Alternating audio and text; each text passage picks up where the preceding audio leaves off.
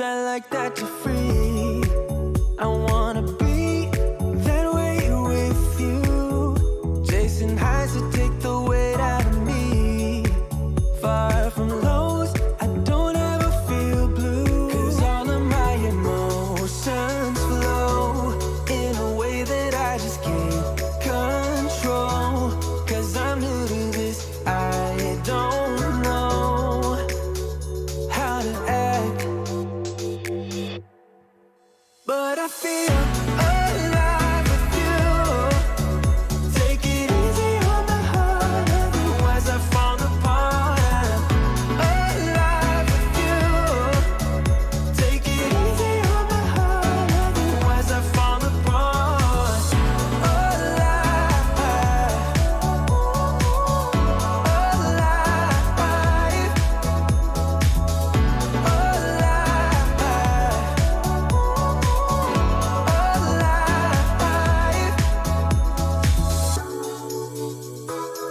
I used to be so low, now I can't be alone. I used to be so, but I feel alive with you. Take it easy on my heart, otherwise I fall apart. Alive with you. Take it easy on my heart, otherwise I fall apart.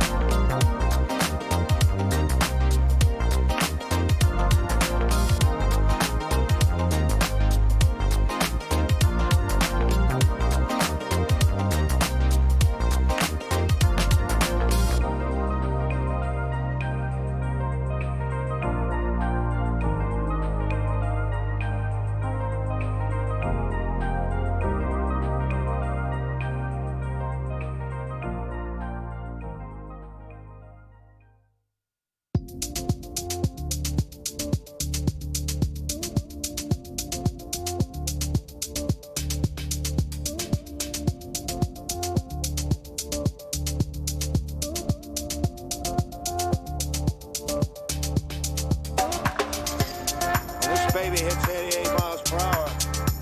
You're gonna see some serious shit.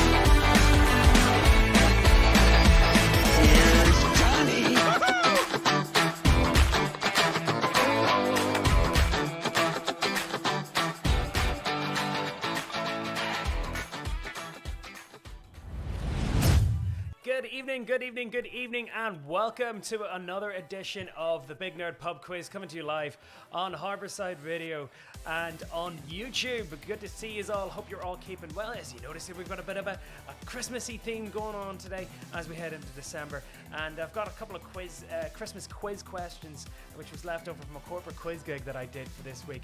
So yes, expect more kind of Christmassy themes over the next couple of quizzes as we do them throughout this month. Another really busy week for me, and hope you're all keeping well wherever you are. If this is your first time playing Big Nerd Pub Quiz, and then this is how you play it. Very, very straightforward. Yes, and I got my stingers back, which is great. So those kind of fancy graphics that we have on the go. Anyway, very, very simple. All you have to do is stream the quiz on a laptop or TV.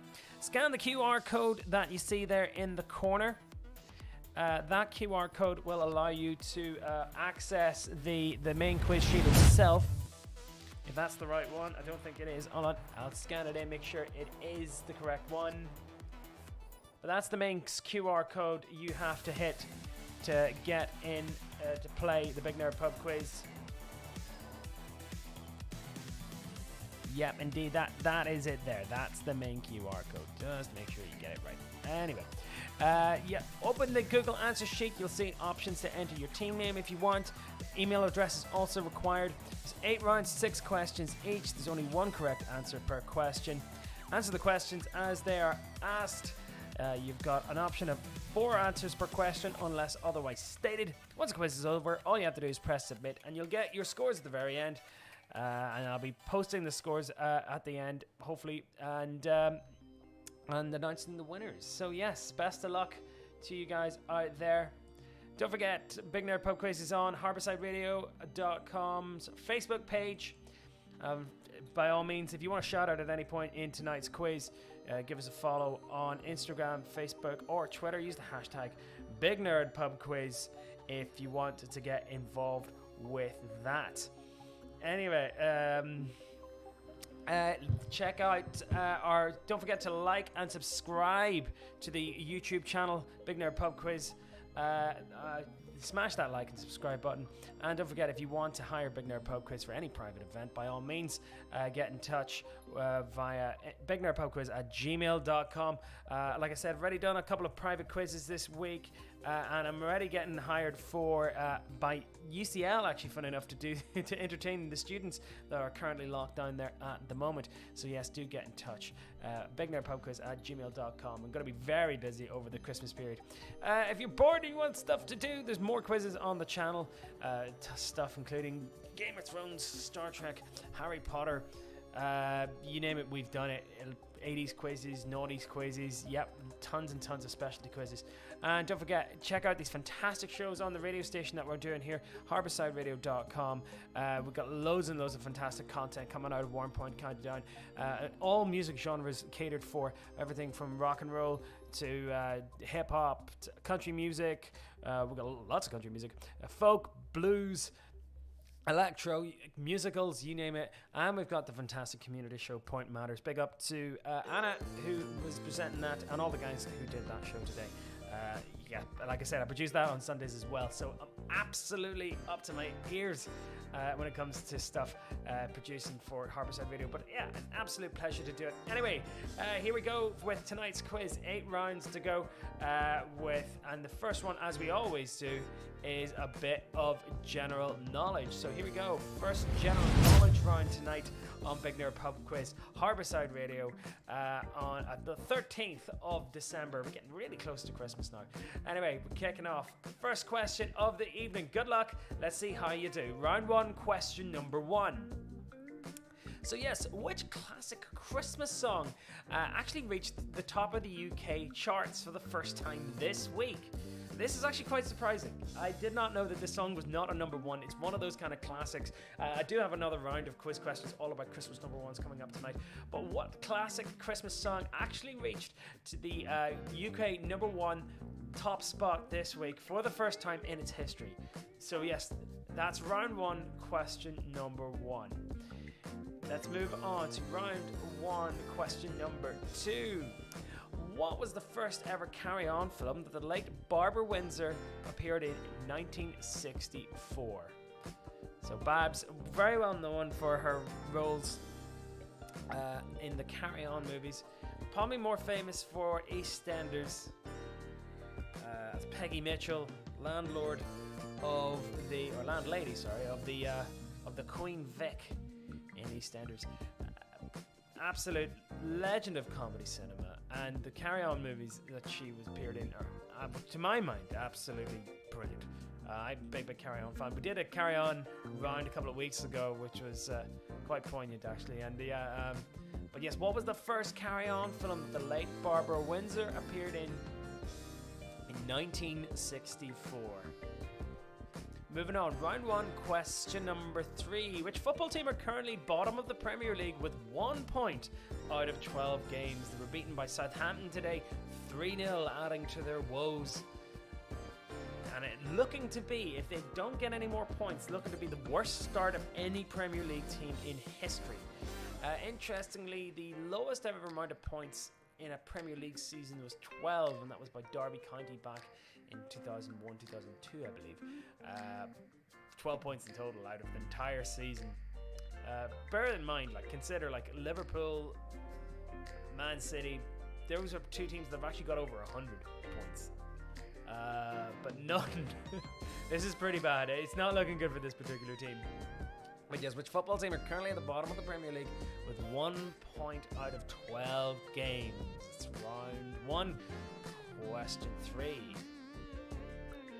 Round 1, question 4. You probably heard this name over and over again in the news when it comes to the old Brexit debate.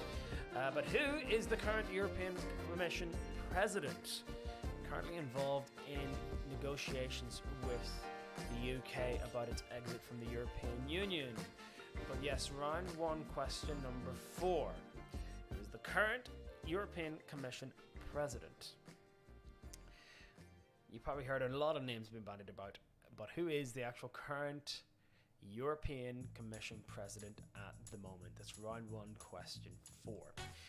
Round 1, question 5. The US Federal Trade Commission announced their intention to break up which tech company due to monopoly rules this week? So yes, round 1, question 5. So yes, which company, which very famous tech company has been told they have to start shedding some of their assets due to monopoly rules by the US Federal Trade Commission this week? That's round 1, question 5. And finally, round 1, question number 6. So who plays Johnny Silverhand in the long-awaited game Cyberpunk 2077? Yes, this game has been kind of gone through development hell for quite a long time. Finally got released this week.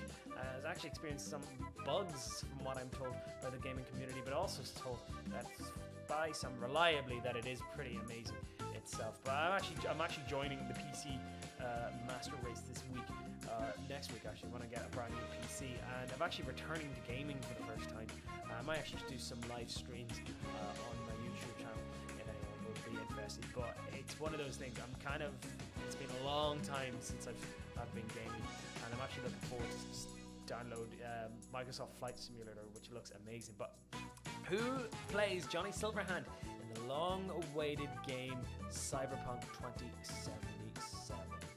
That's your last question of the general knowledge round this week. Let's look at your roundup there. Let's have a look at those questions one more time before we move on. Round 1, question 1. Which classic Christmas song actually reached the top of the UK charts this week for the first time? Round 1, question 2. What was the first Carry On film that Barbara Windsor appeared in 1964? Round 1, question 3. Which football team are currently bottom of the Premier League with 1 point out of 12 games? Round 1, question 4. Who is the current European Commission President? 5. US Federal Trade Commission announced their intention to break up which tech company due to monopoly rules this week? And finally 6. Who plays Johnny Silverhand in the long-awaited computer game Cyberpunk 2077? Somebody did point out to me that the existence of Cyberpunk 2077 alludes to the existence of Cyberscat 2077. It's a terrible joke. Anyway, moving on, we got 1 down, 7 to go tonight on Big Nerd Pub Quiz here on Harbourside Radio. Let's check out the next round and see what it's all about. It's all about Christmas movies. Yes, Christmas movies. Kind of our first kind of seasonal round this week. Christmas movies. Let's see how you get on with this one. All about Christmas films. And we'll do more of these kind of festive rounds over the next couple of quizzes, like I said before. Anyway, so round 2, question number 1. So yes, a modern day classic, a modern day favorite. What is the name of Will Ferrell's character in the film Elf? It's round 2, question number 1. So round 2, question number 1.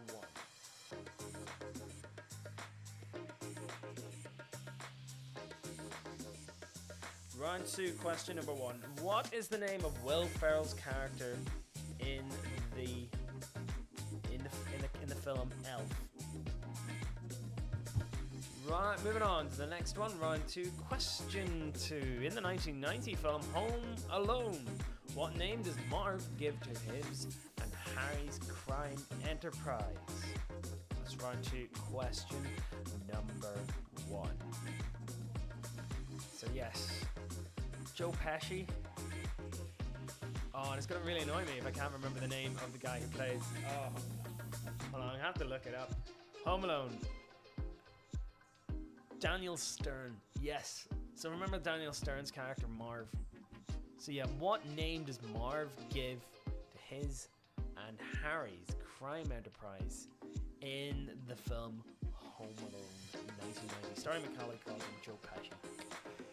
Moving on to the next question, my favourite Christmas movie of all time. In the 1992 film Muppets Christmas Carol, which Muppets play the character of Marley, or the characters of Marley and Marley?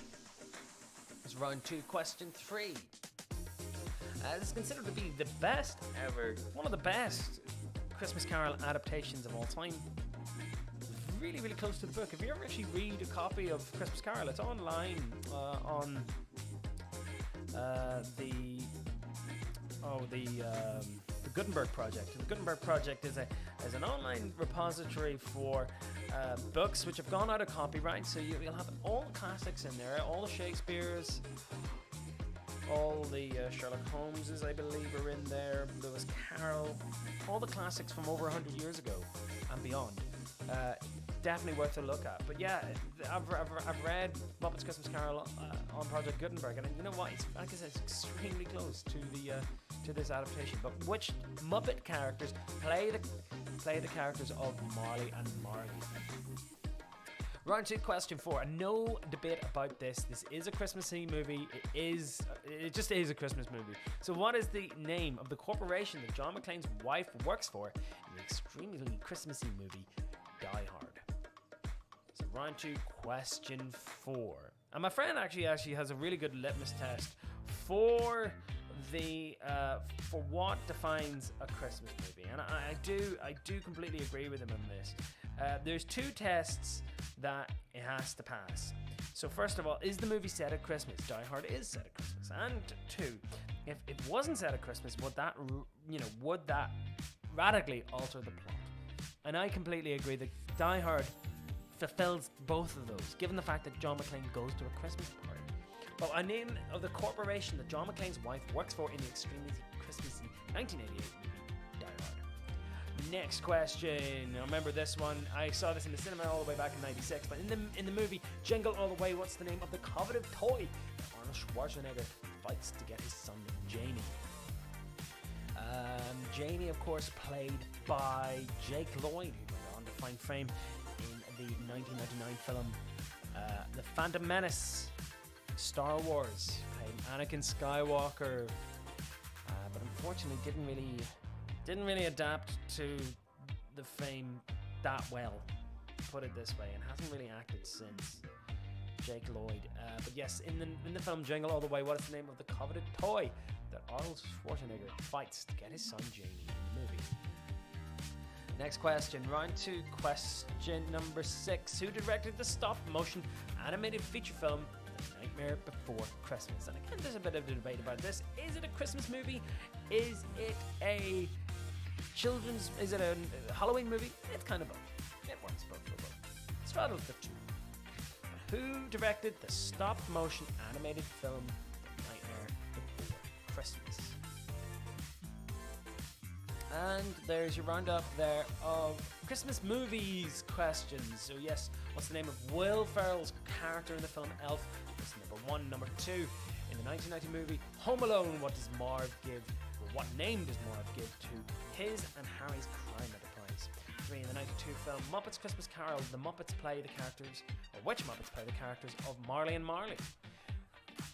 4, what is the name of the corporation that John McClane's wife works for in Die Hard? 5, in Jingle All the Way, what's the name given to the coveted toy that Arnie fights to get his son Jamie? And 6, who directed the stop-motion animated film The Nightmare Before Christmas? Okay, that's your Christmas movies done and dusted. Let me know which movies you really like to watch over the holiday season. Don't forget, give us a like and share on all the different social media channels that I have here. Facebook, Instagram, Twitter and YouTube. Smash and that subscribe button and like the video. Like I said, big thank you to all my followers and subscribers over the year.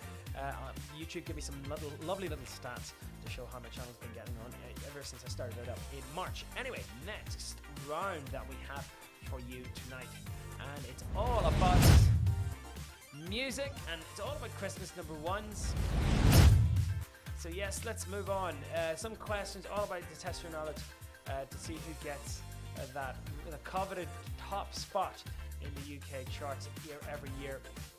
Round 3, question number 1. So which band got to number 1 in the UK charts at Christmas with the song Killing in the Name Of in 2009? The song got to number 1 due to a grassroots campaign to oust the X Factor, or the inevitable X Factor winner that would always seem to get the number 1 spot every year. And it managed to do it. It managed to get all the way to number 1. But name the band that got there first. It's round 3, question number 1. So yes, I'm looking for the band that got to number 1 in 2009 with their song Killing in the Name Of. And it had to be heavily censored, if you remember.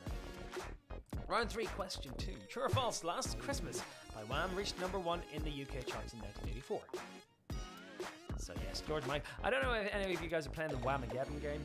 It's where you try to avoid hearing George Michael's or Wham's Last Christmas. And you basically, if you hear it, you're out between the 1st of December and the 24th. So yes, I'm still in 13 days and 20 hours into the competition. I'm still in. But if you hear it, you have to post #Whamageddon. It's not that it's a bad song. It's just fun to try to avoid it. But anyway, true or false? Last Christmas by Wham reached number 1 in the UK charts in 1984. Is it true or false? Moving on, round 3, question 3. So which song got to number 1 in 1973? Was it Wizard with I Wish It Could Be Christmas Every Day, or Slade, Merry Christmas Everybody? It seems that the 1970s produced some really amazing Christmas songs. And these two classics actually went head to head against each other in 1973. But who came out on top? Was it Slade or was it Wizard? Was it Noddy Holder or Roy Wood? Two bands, interestingly, from the Midlands as well. Kind of like Battle of the Brummies, isn't it? But yes, what song got to number 1 in 1973? I Wish It Could Be Christmas Every Day by Wizard, or Merry Christmas Everybody by Slade. In case you don't know which one that one is, it's the one where Noddy Holder screams at the end. I'm not going to do the impression. Anyway, moving on. Next question in Christmas number 1. So which band or artist has the record for the most UK number 1s at Christmas? It's round 3, question number 4. So which band or artist has the record for the most UK number 1s at Christmas? Are they there in that list on that album? Who knows? But which band or artist has the record for the most UK number 1s at Christmas? Round 3, question 5. Who sings the opening lines of the original Band-Aid, Do They Know It's Christmas? Yes, this started the big trend of getting loads of celebrity artists together for a charitable cause. Written by Midger and Bob Geldof. It later went on to inspire the Live Aid gigs in 1985. And the song itself has been reissued a couple of times since it came out in the mid-80s. But who sings the opening lines of the first one? The first original Band-Aid, Do They Know It's Christmas? Interesting, Kool and the Gang are on that album simply because they happened to be in London and they were recording an album and they were told, yeah, it's fancy coming in? And I'm like, yeah, sure.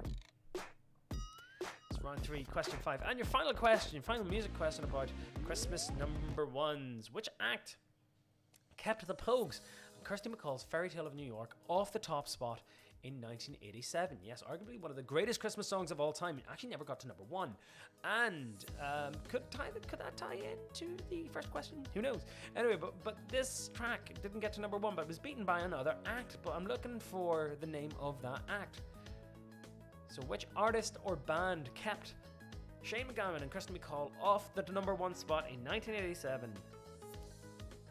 Round 3, question 6. There's your roundup there of Christmas number 1 questions. So yes, which band got it to number 1 in the UK charts with their song Killing in the Name of in 2009? 2, true or false, Last Christmas by Wham reached Christmas number 1 in the UK charts in 1984. 3, which song got to number 1 in 73, Wizard or Slade? 4, which band or artist had the record for the most UK number 1s at Christmas?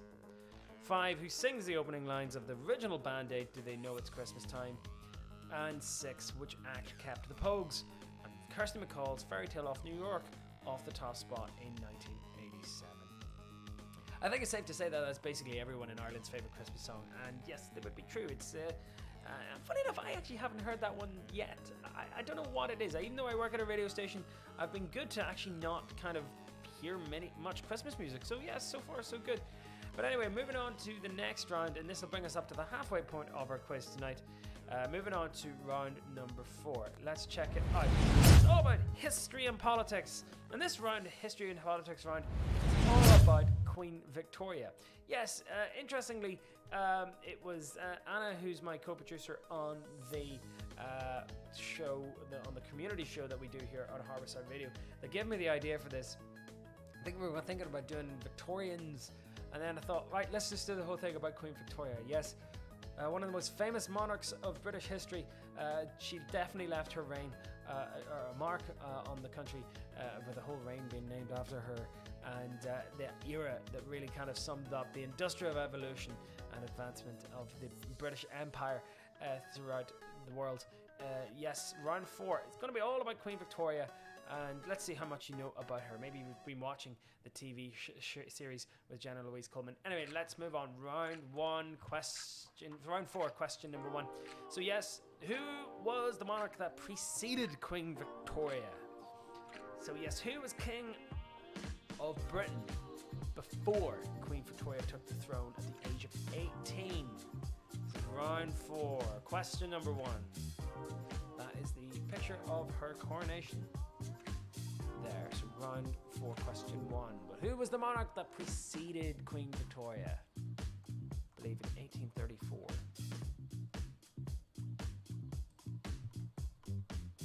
Just let me double check that. I'm going to double check that date because I always like to be right. 1838. There we go. She became queen in 1837. There we go. A little bit off. Anyway, moving on. Round 4, question number 2. Yes, where was her consort, Prince Albert, from? So which modern day country, or where was Prince Albert actually from? Died at the age of 42 in the 1860s, and Queen Victoria actually took it so bad that she never wore anything other than black for the rest of her life.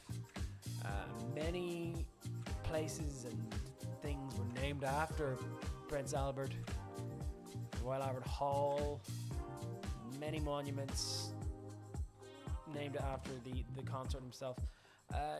He took a very, very big role in the running and the opening of the Great Exhibition in the 1850s, and was considered to be quite influential in Queen Victoria's reign. But yes, where was her consort, Prince Albert, actually from? Round 4, question number 3. What was the name of the royal house that Queen Victoria belonged to? She was the last of this line of monarchs to come from this royal house. Her successor, because of the marriage to Prince Albert, created a new line, a new house itself. But what was the name of the royal house that Queen Victoria belonged to? It's round 4, question 3. Round 4, question 4. How long was Queen Victoria's reign? She held the record up until 2015 for the longest serving British monarch, which was then surpassed by the current Queen Elizabeth II. How long was Queen Victoria's reign? It's round 4, question 4. Queen Victoria was actually one of the monarchs to actually get a lot of firsts. She was actually the first monarch to be photographed, as well as the first monarch to appear in film. I don't know whether there's a voice recording of her or not, but pretty interesting. Round 4, question 4. Next question. Round 4, question 5. How many UK Prime Ministers served under Queen Victoria? Some of them came back and forth in and out of office. But how many individual UK Prime Ministers served under Queen Victoria? Names like Melbourne, Disraeli, Peel, Salisbury, all cropping up in that long time. How many UK Prime Ministers served under Queen Victoria? That's round 4, question 5. And finally, round 4, question number 6. Which monarch succeeded Queen Victoria after her death in 1901? It's incredible to think that her reign actually touched the start of the 20th century. But round 4, question number 6. Which monarch succeeded Queen Victoria after her death in 1901? She passed away at Osborne House on the Isle of Wight.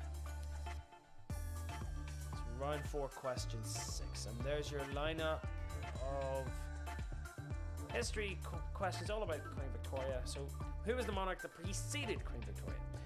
2, where was her consort, Prince Albert, from? Round 4, question 3, what was the name of the royal house that Victoria belonged to? Round 4, question 4, how long was Queen Victoria's reign? Round 4, question 5, how many UK Prime Ministers served under Queen Victoria? And finally, which monarch succeeded her after her death in 1901? Alright, the time now is 8:30 here on the 13th of December 2020. I don't know about you, but I've still got a wee bit of Christmas shopping to do. And I know they've only just opened shops here in Northern Ireland and in the Republic. So yes, it'll be interesting to see how many people have got their shopping done already. I've done most of mine online, but yes, do, if you can, try to support local businesses in your local area in the run-up to Christmas, given the fact this is a very, very trying time for local enterprise in and around the country. Anyway, moving on, just a couple of things to mention. Don't forget to check out Harbourside Radio. Like I said, Big Nerd Pub Quiz is on Harbourside Radio Facebook page every week on Sunday. There's also some fantastic shows that you can listen to on Harbourside Radio, on SoundCloud as well. Some fantastic programs there, all ranging in loads of different types of music, from indie to country, hip hop, rock and roll, musicals, classic 80s hits, country music, blues, you name it, we've got it on our station. And if you want to get involved, you're in the local area and actually want to get involved with the actual station itself, by all means give us a message on info@harboursideradio.com and let us know. Don't forget to like and subscribe to the YouTube channel and all the different social media channels that I've got here in the corner. Anyway, moving on to the next questions, and round 5 is always going to be about sport. This week, winter sports. Let's see how you get on with this. So yes, the next 6 questions, all about winter sports to keep it in with the season. So here we go, let's test your knowledge on this. Round 5, question number 1. So in which year were the first ever Winter Olympics? The Summer Olympics having been established in 1886, I believe, by Baron Pierre Coubertin. First ever held in Greece, in Athens. But in which year were the first ever Winter Olympics? Yes, it's a pretty interesting set of sports that you never seem to watch for 4 years, and then when they're on, you always seem to tune into them. But in which year were the first ever Winter Olympics? Originally, the Winter Olympics were held alongside the Summer Olympics in terms of the year, so all the way up until 1984, I believe, 1985. Oh no! Actually, up until about 1988. Actually, yeah, they would have the Summer and Winter Olympics at the same year, and then I think in 1992 is when they split them up. So 92 Barcelona, and then 94 they held the Winter Olympics. So the Winter Olympics and Summer Olympics, they don't overlap anymore. They happen 2 years apart from each other. But which year were the first Winter Olympics? That's round 5, question number 1. Round 5, question 2. How many people are there in a curling team? So yes, that's the sport. It's kind of like bowls, and you've got people with the brushes, and the objects that they throw down at the target are known as stones. How many people make up a curling team? It's round 5, question 2. I think curling actually might be the national sport of Scotland. Could be wrong on that. I know that it's mentioned. It could well be Scotland. I think it originated in Scotland. Wouldn't that surprise me if it was. Anyway, moving on. Round 5, question 3.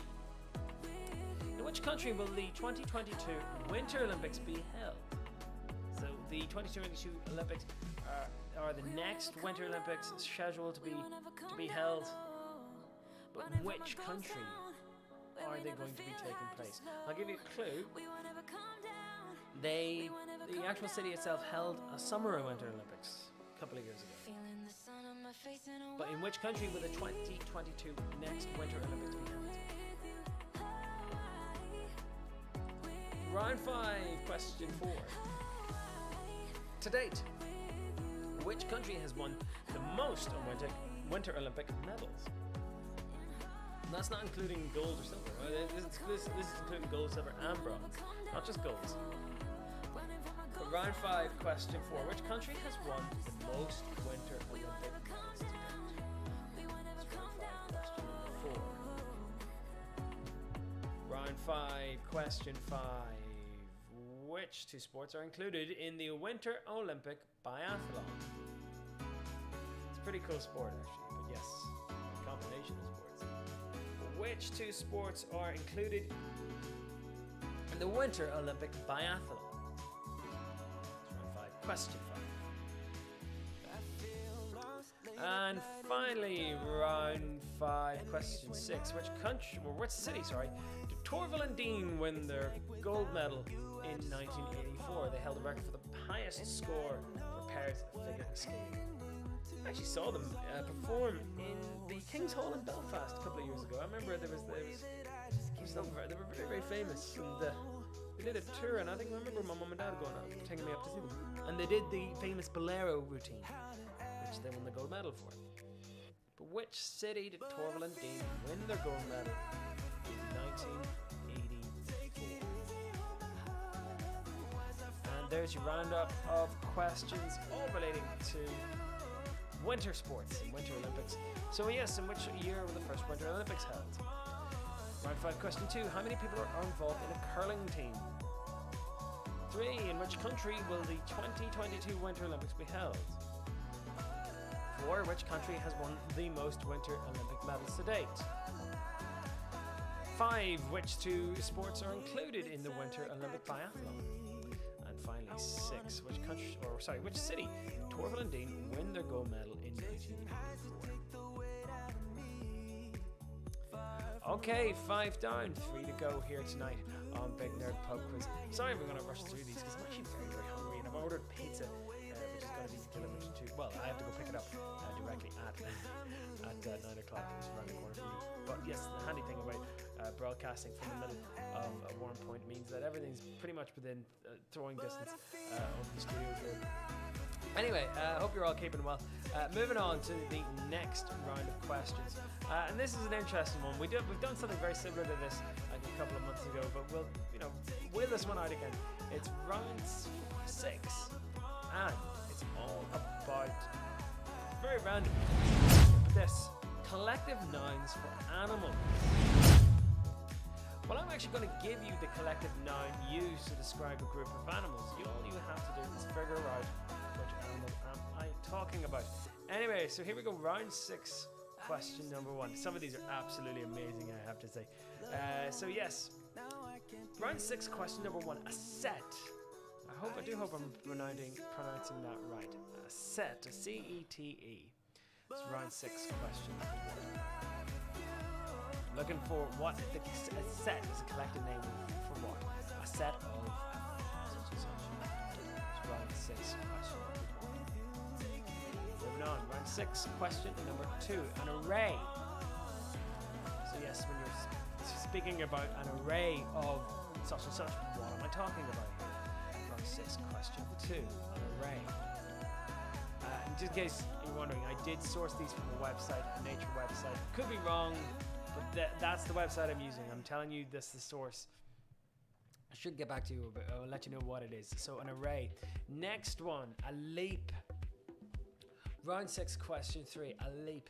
I can tell you that a lot of these actually rely very, very strongly on alliteration. Okay, so if you're a bit confused about which one's which, try sounding them out. That's probably my best clue I can give you for all of these. So round 6, question 3, a leap. Next one has to be my favorite. Round 6, question 4, an embarrassment. So round 6, question 4, an embarrassment. Who comes up with these? I don't know, but this was included in the list. It's brilliant. I think it's probably my favorite one. But round 6, question 4, an embarrassment of what type of animals is the word used. So anyway, round 6, question 4, an embarrassment. Next one, a wisdom. Again, sound it out. Something that sounds quite right for this. Round 6, question 5, a wisdom. And finally, round 6, question number 6, a pandemonium. What could that be? A pandemonium, which is a collection term for which type of animal? A pandemonium. And there's your roundup of collective nouns. If you can get these all right, I'll be very impressed. But anyway, round 6, question 1, a set. Number 2, an array. 3, a leap. 4, an embarrassment. 5, wisdom. And 6, pandemonium. So yes, I'm looking for the names, the collective names for animals. So which animals are these collective nouns referring to? Yes, very, very interesting round that. Anyway, we're motoring on here. We've got 2 more rounds left, including a very interesting put these things in order round, which I love doing. So anyway, round 7 coming up to you guys right now. So round 7 is a very simple true or false round. I'm going to give you 6 statements. All you have to figure out is whether they're true or false. They're on a wide range of topics. So here we go. Round 7, question number 1. So the capital of Libya is Benghazi. Is true or false? So round 7, question number 1. The capital of Libya is Benghazi. Am I lying or am I telling the truth? So round 7, question number 1. Moving on, round 7, question number 2. The highest mountain in England is Ben Nevis. The highest mountain in England is Ben Nevis. Is it true or false? Is it false or true? Is there any way you can tell whether I'm lying or not through the intonation of my voice? Be interested to know that. Anyway, round 7, question 2. The highest mountain in England is Ben Nevis. Round 7, question 3. H&M stands for Hennes and Moritz. I've never actually questioned this ever. Just know it's where you can get half decent bits and bobs. Men's section's pretty alright. Round 7, question 3. H&M stands for what? Oh, sorry. H&M stands for Hennes and Moritz. Is that true or false? Round 7, question 4. Serena Williams has won more singles Grand Slam titles than her sister Venus. Apologies for the typo there. Just gonna change that to 1. There we go. So yes, Serena Williams has won more singles tennis Grand Slam titles than her sister Venus. Is that true or false? Number 5. Round 7, number 5. Monaco is the smallest country in the world. Is that true or false? Nice city. Monte Carlo, down very near Nice. But Monaco, smallest country in the world. Round 7, question 5. Round 7, question 5. And finally, Howard Donald is the oldest member of Take That. Is that true or false? Very, very young picture of the guys there. Round 7, question 6. Howard Donald is the oldest member of Take That. True or false? We'll also be revealing who the youngest member of Take That was. And there's your roundup of questions. True or false? The capital of Libya is Benghazi. True or false? The highest mountain in England is Ben Nevis. H&M stands for Hennes and Moritz. Serena Williams has won more singles tennis Grand Slam titles than her sister Venus. Monaco is the smallest country in the world. And finally, Howard Donald is the oldest member of Take That. True or false for all of those? Okay, we're nearly at the very end of our quiz with one more round to go. And this is one of those rounds which I'm expecting for you to put things in order. Now, just to give you a little bit of a heads up on this, I actually made this round a couple of days ago for my old law firm based in London that asked me to do a quiz for them for their Christmas party. And I was very, very happy to do it. And because my old law firm was in London, like I said, I made this very London-centric. You'll see now what I mean. But anyway, round 8 is London landmarks. And what's this going to be about? Anyway, I'm going to give you the names and pictures of 6 very famous London landmarks. And I want you to put them in order from the shortest first to the tallest. And like I said, London has become one of those cities with loads of different buildings that mushroomed up over the last couple of years. It's been a kind of big race to get as many skyscrapers built down in the city of London and Canary Wharf. But anyway, here they are. Here are your 6 options. So we've got the BT Tower of St. Paul's, the London Eye, the Gherkin, the Cheese Grater, and Wembley Stadium. Okay, so I want you to put those in order, starting with the smallest, starting with the lowest. Put those buildings, those London landmarks, in order of height. So if you think the BT Tower is number 1, put it at number 1. If you think St. Paul's is number 2, put it at number 2, and work your way up. Work your way all up to question number 6. So round 8, question 1, 2, 3, 4, 5, 6. Starting with the lowest, put those buildings in order. A couple couple of little bits of trivia about them. The BT Tower itself was built in the mid-60s, and it itself was originally known as the Post Office Tower, as it was where the post office directed all its communications using the big satellite dishes, which aren't now on the side of it. But the BT Tower itself, it was actually an official secret. It wasn't actually printed on any map or any official Ordnance Survey map. It was actually mentioned in the House of Parliament, but it was kind of one of those kind of weird things. Maybe it was an official secret, probably one of the worst kept official secrets. But yes, the BT Tower in Fitzrovia in central London there is it the smallest one out of all these? I'll let you figure that one out. St Paul's Cathedral, designed by Sir Christopher Wren as part of the rebuilding efforts of the City of London after the Great Fire of 1666. The domed Whispering Gallery there is a famous visitor attraction where you can stand at one end and whisper, and you can hear what somebody else is saying right at the other end of the dome itself. It's a kind of an acoustic effect. The London Eye there, which was built in the turn of the century to celebrate the millennium. It was originally known as the Millennium Eye. It's only meant to be a temporary attraction. At one point, it was the largest Ferris wheel in the world, and now it has a permanent place in the city itself, attracting thousands and thousands and thousands of viewers every week. Next up, we got the Gherkin, designed by Norman Foster, one of the most distinctive new buildings built in the City of London, actually officially called St. Mary's Axe, or the Gherkin. Next to that, the Cheese Grater, another kind of tongue-in-cheek nickname given to London buildings that have come up, or others include the Shard or the Walkie-Talkie. This one is known as the Cheese Grater, but officially known as 122 Leadenhall Street.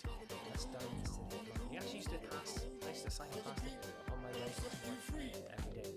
And finally, Wembley Stadium. This is the new, otherwise known as the new Wembley Stadium. It's the official headquarters of the English FA, and is the home of the England football team, and was temporarily the base for Tottenham Hotspur whilst they had White Hart Lane rebuilt. Wembley Stadium's arch itself, replacing the iconic twin towers that were built there for the Empire Games in the 1920s, and was the scene of the 1966 World Cup final. But yes, the new Wembley Stadium itself, built with a maximum capacity of by 80 to 90,000, I think 90,000 seats in the stadium, making it one of the largest in Europe and one of the largest in the world. But yes, the BT Tower, St Paul's, the London Eye, the Gherkin, the Cheese Grater, and Wembley Stadium. I'll give you another couple of minutes to figure those out. Start with the smallest. If you think, like I said before, the BT Tower is the smallest, put it number 1. St Paul's second, put it in number 2. Work your way up. And all will be revealed at the very end, and I will give you the actual heights of the buildings so you know which one is which. Like I said, yes, it's an interesting one, this. And yes, big shout out to my colleagues at my old law firm who are playing the quiz. Probably not playing it again because obviously played it before. Well, a couple more seconds before we bow out and we give you all the answers there. Give you right up until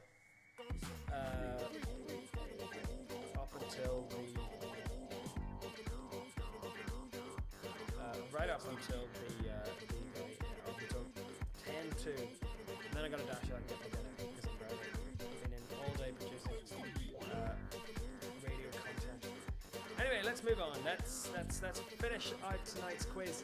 Anyway, that's it for Big Nerd Pub Quiz on the 13th of December. But wait, you want to know how you got on. Once you press submit on your answer sheet, you will get your scores and you will let me know how you get on. Use the hashtag Big Nerd Pub Quiz. Like, subscribe, and tag me in any of the photographs. Let me know how you got on tonight. Was it too hard? Was it too easy? It'd be interesting to hear from this. Anyway, here are tonight's answers for the Big Nerd Pub Quiz. Let's see how you all got on. So yes, let's make our way all the way back to round 1 questions. So the song that actually reached the UK number 1 in the Christmas charts this week was actually All I Want for Christmas Is You by Mariah Carey. Never actually made it to number 1. Carry On Spying was the first ever appearance of Barbara Windsor in a carry-on series. Sheffield United are currently bottom of the Premier League with 1 point out of 12 games. Ursula von der Leyen is the European Commission President, currently. Facebook is the company that the Federal Trade Commission are looking to break up, and Keanu Reeves is the actor who appears in the new Cyberpunk game 2077. Your Christmas movies. The Will Ferrell's character is called Buddy. In Home Alone, Marv calls the crime enterprise the Wet Bandits. Stellar and Waldorf play Marley and Marley in The Muppets Christmas Carol. Nakatomi is the name of the corporation where John McClane's wife works for in Die Hard. Turbo Man is the name of the toy that Arnold Schwarzenegger is after in Jingle All the Way. And Henry Selick was the director of Nightmare Before Christmas. Believe it or not, he directed the movie, not Tim Burton, even though Tim Burton created it. But yes, Henry Selick was actually the name of the director of it. Interesting one there. Oh, sorry, back to number 3. Yes, Rage Against the Machine got to UK number 1 in 2009 with the song Killing in the Name of.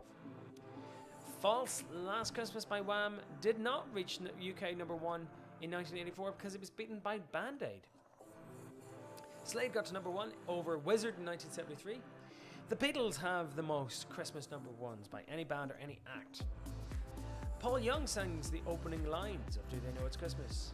And the Pet Shop Boys kept Fairytale of New York off the top spot in 1987 with the song Always on My Mind. Question is all about Queen Victoria. Queen Victoria was preceded by King William IV. Germany was the country where Prince Albert was from. I always thought it was Belgium. No, he's actually from Germany. What was the name of the royal house, the Queen Victoria?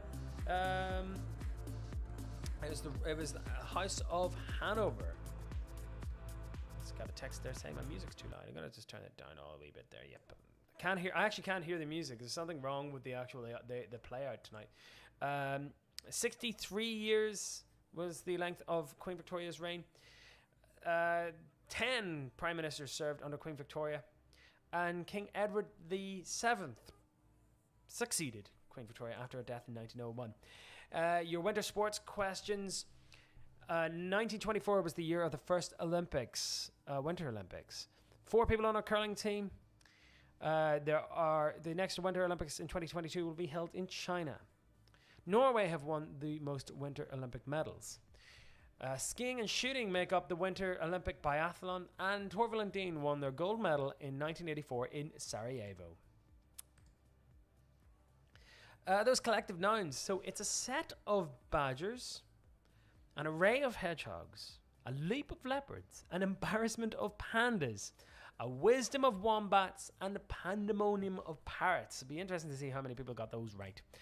And next up, so these are your true or false ones. No, false. The capital of Libya is Tripoli. False. The highest mountain in England is actually Scafell Pike. Ben Nevis is the highest in Scotland and the UK. H&M does stand for Hennes and Maurits, so that's true.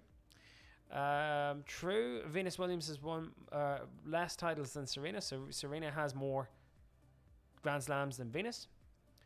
Monaco is the smallest country in the world. That is false. It's the Vatican City. And Howard Donald is the oldest member of Take That. That is true. The youngest is Robbie Williams. And finally, here's your order of buildings from smallest up to the tallest mentioned here. St. Paul's Cathedral comes in at 111 metres, followed by Wembley Stadium at 133. Next is the London Eye at 135. The BT Tower at 177, very, very closely followed by the Gherkin at 180. And finally, the tallest out of all of those is 225. Anyway, that's it for Big Nerd Pub Quiz this evening. Thank you so much for playing. I know there was a couple of people saying that there was issues with the there's issues with the sound tonight. Weirdly enough, I can't seem to hear the actual music coming through my headphones. I can actually normally I can hear the both. But interestingly, thank you very much for playing. I really do appreciate it. Next Big Nerd Pub Quiz is on next week, next Sunday at the same time on Harbourside Radio. And I'm going to be flat out doing loads of quizzes through the Christmas period. Like I said, doing them all for the UCL guys. But if you do still want to hire Big Nerd Pub Quiz for a private quiz, by all means, do get in touch. BigNerdPubQuiz@gmail.com is the place to get if you want to drop me a line for any private quizzes over the Christmas period. I know lots of people will be interested in those due to social distancing and everything like that. Thanks once again for playing. I've been your host and quizmaster for this evening, Mark Hughes. It's been an absolute pleasure. Don't forget, like and subscribe, follow all the different social media channels, and I'll see you all again next week for another round of Big Nerd Pub Quiz, Sunday the 20th of December 2020, getting very, very close to Christmas. I'll also probably let you know if I take a break. Probably will throughout the Christmas season, given the fact that it's a big, big long season. Thanks again, and I'll hopefully see you all soon. Have a very safe week. Take care of yourselves, and I'll see you all again soon. Good night. Yo, what the fuck?